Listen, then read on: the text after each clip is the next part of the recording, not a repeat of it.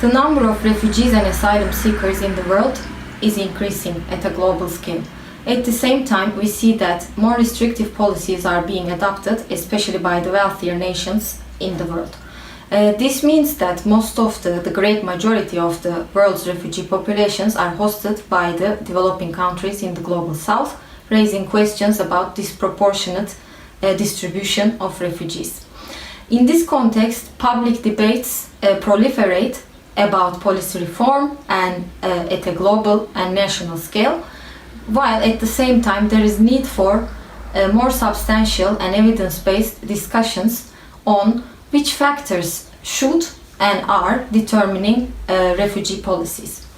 Moral imperatives and international legal commitments, of course, are very important factors that shape and inform refugee policies.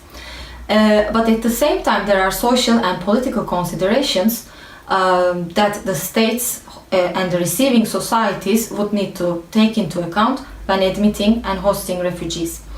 And among these political and social considerations, one of the very important factors is how and what kind of policies the receiving society, the citizens of the receiving society would prefer. Having a better understanding, therefore, on public preferences for refugee and asylum policies is a very important factor to take into account in terms of assessments of feasibility of refugee and asylum policies in national context. But in addition to the national context, also seen from a transnational cooperation perspective, knowing public preferences for different refugee and asylum policies in different contexts is very important in terms of thinking about the sustainability of the global and regional refugee governance regime, as well as what kind of shape responsibility sharing mechanisms should take. All this raises three important and general questions, I would say. First, what do publics in the global south as well as in the global north prefer? What are their preferences for refugee and asylum policies? Second, what kind of factors inform public attitudes, inform and shape public attitudes to refugee and asylum policies in different contexts? And third, how can and should public preferences inform policy making as well as policy communication in national, regional and global levels? Research has focused on public preferences and attitudes to different characteristics of refugees. However, analysis focusing on public preferences for different refugee policies and along their different dimensions have been newly emerging.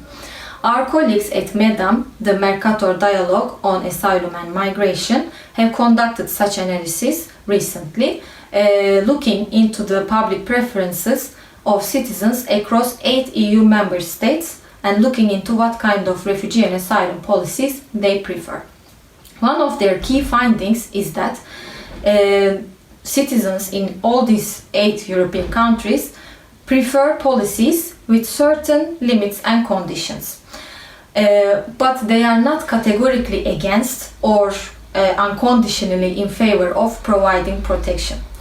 This indicates that narratives circulating in and shaping public debates in Europe, which tend to depict the society's tendencies as being sharply polarized along completely closed borders and completely open borders, or completely restrictive policies and completely permissive policies, have had little impact on what people perceive and people think about refugee policies.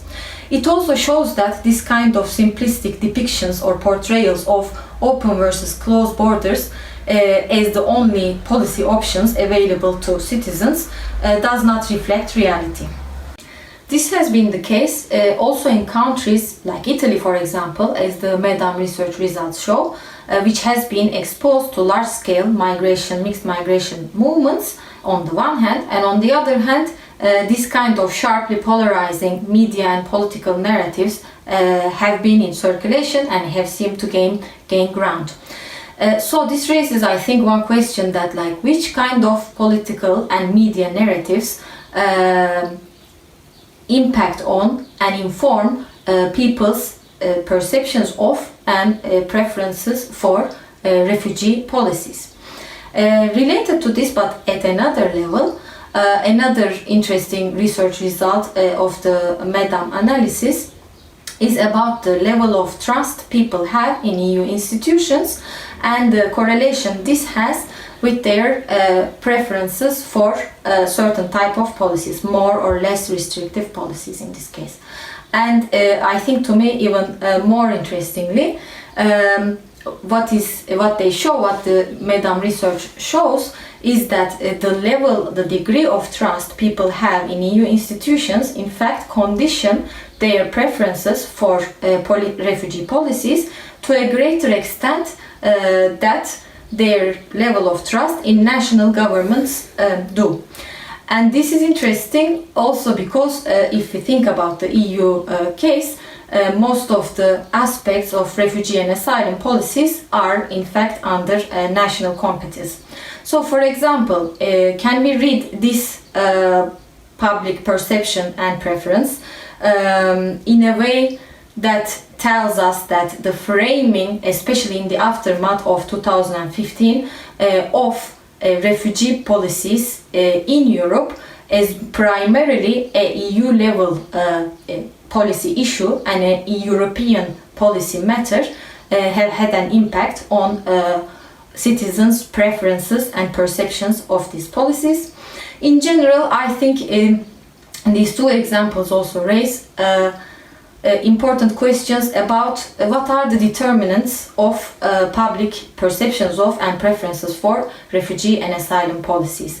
Which narratives and which framings have a bigger influence on people's perception of this policy area than the others. And obviously, in relation to that, an important question for policymakers is that what are the implications for policy framing and political communication strategies at both national and the EU level. Finally, having a better understanding of public attitudes to refugee and asylum policies beyond Europe and in a wider context would be important in terms of multilateral cooperation mechanisms. Disproportionate sharing of responsibility for refugees at regional and global scales often strain host societies and host states' capacities. And this constitutes one of the most important challenges the global and regional refugee regimes face. Proposals and initiatives on fairer responsibility sharing often focus on the economic pressure exerted to refugee-receiving countries.